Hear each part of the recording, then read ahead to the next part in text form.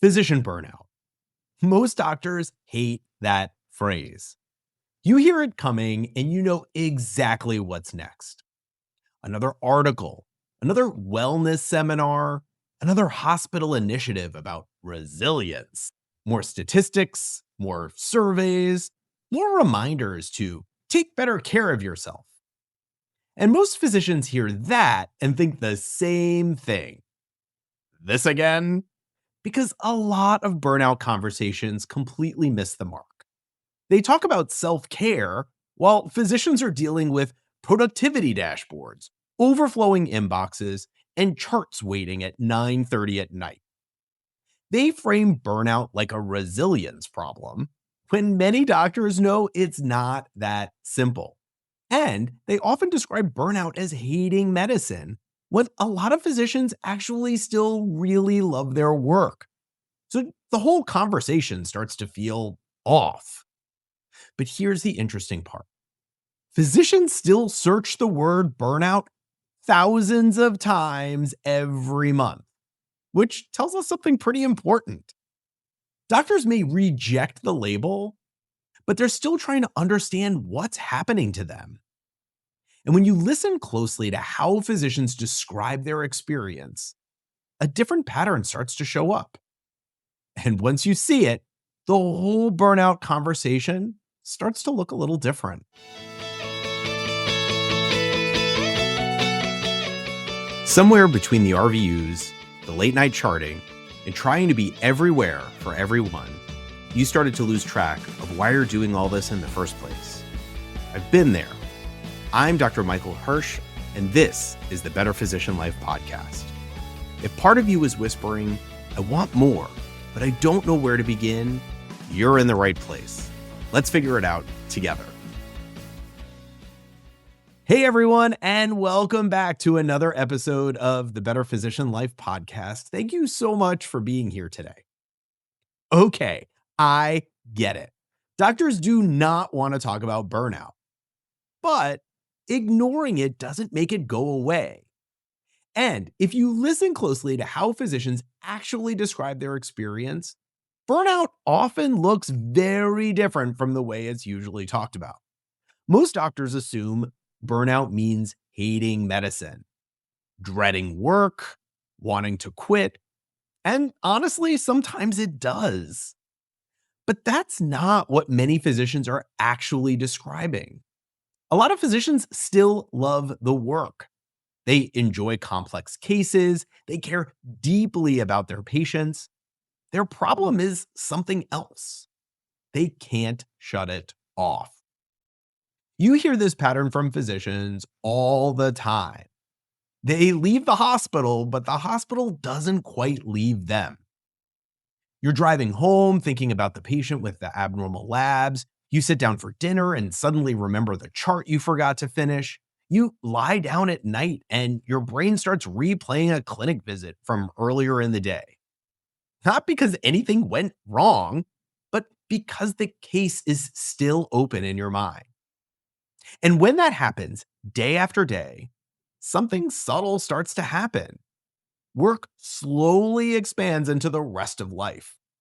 Your body leaves the hospital, but your mind is still rounding. And over time, that's where a lot of physicians start to feel the real weight of burnout. Not because they stopped loving medicine, but because medicine never really leaves them. So today, I want to talk about that version of burnout.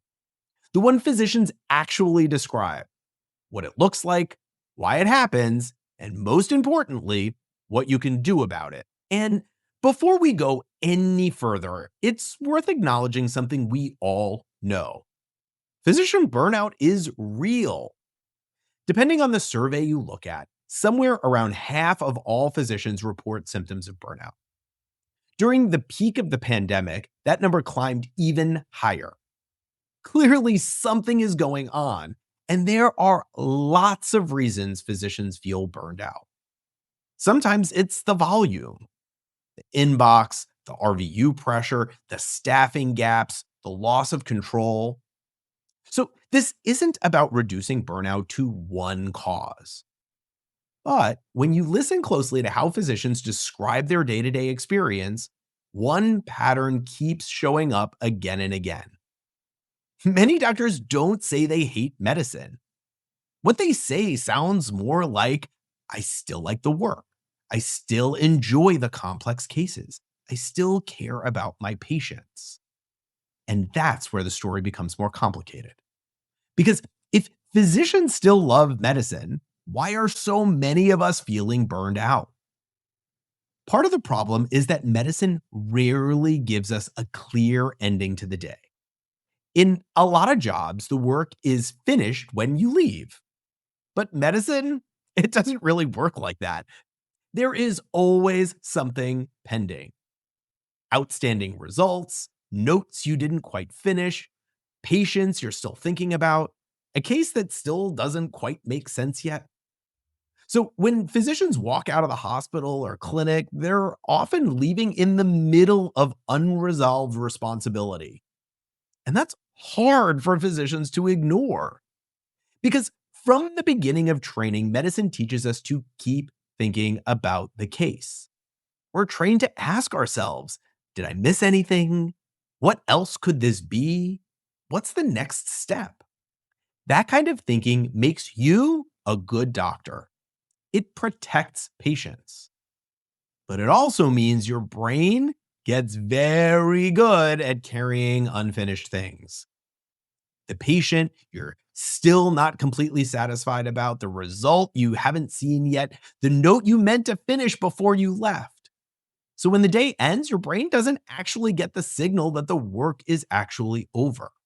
I worked with a physician not too long ago who described this almost perfectly. I'll call him Mark. Mark is a cardiologist in his mid-40s, great doctor, very busy practice, the kind of physician other doctors send their complicated patients to because they trust his judgment.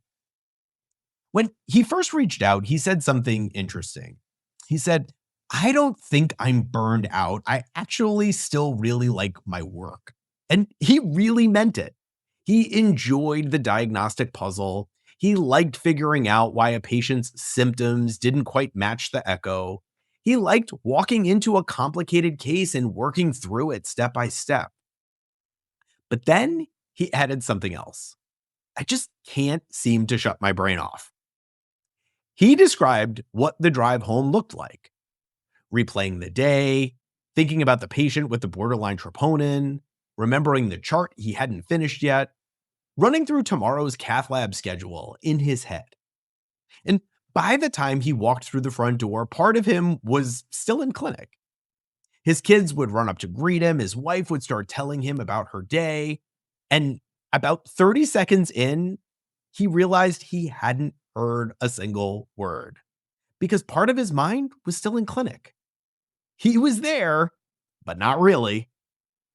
At one point, his wife looked at him and asked, can you put the hospital down for 5 minutes?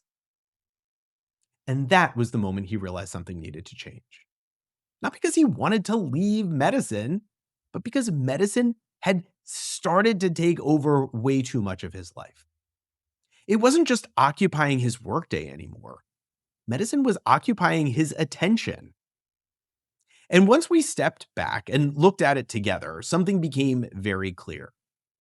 Mark didn't hate medicine. The work itself wasn't the problem. The problem was that the work never really stopped. There was always one more thing running in the background. And when that carries on day after day, it starts to feel a lot like burnout. Not because the work lost meaning, but because the work keeps following you home. And Mark's story isn't unusual. I hear versions of it from physicians all the time. Doctors who still enjoy the work, who still care about their patients, but whose brain never really powers down when the day is over.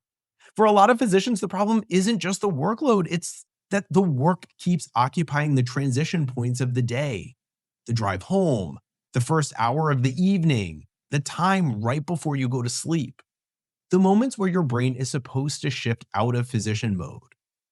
That's where the hospital tends to follow. And once you see that pattern clearly, the conversation about burnout starts to look a little different.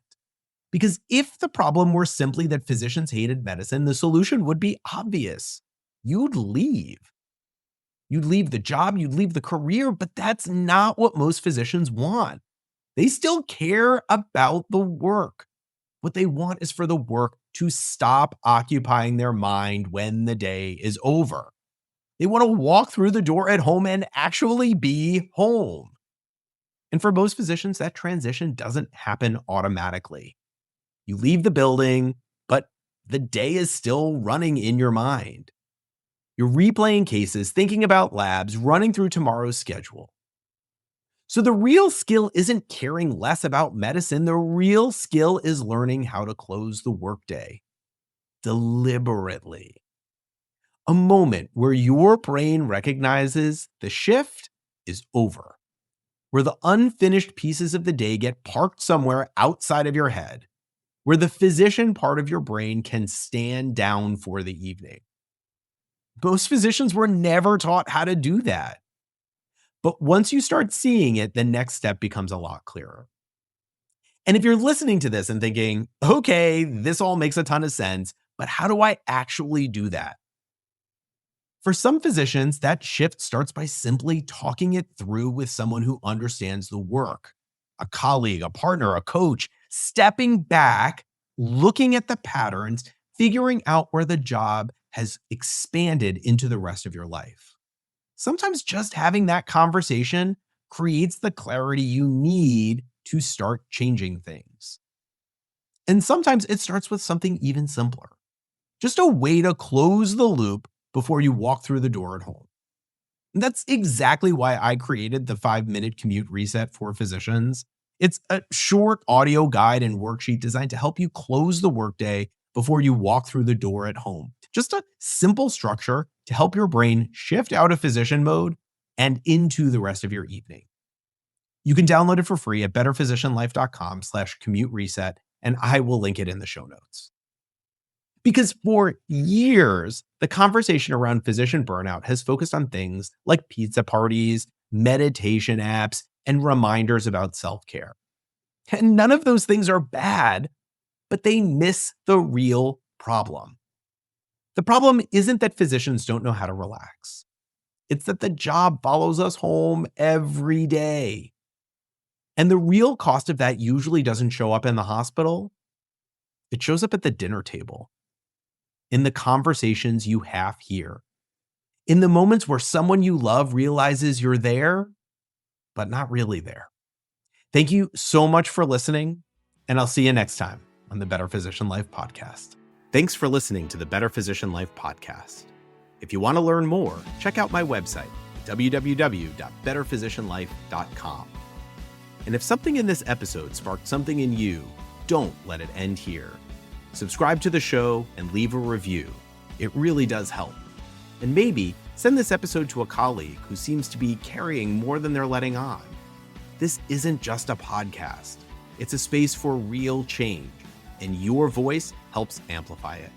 Take care, and I'll catch you on the next episode of Better Physician Life. Yup, I'm a doctor, but I'm not your doctor. This show is for insight, not treatment. So before you act on anything here, take the time to talk with your own trusted people and professionals who can help you figure out your next best step.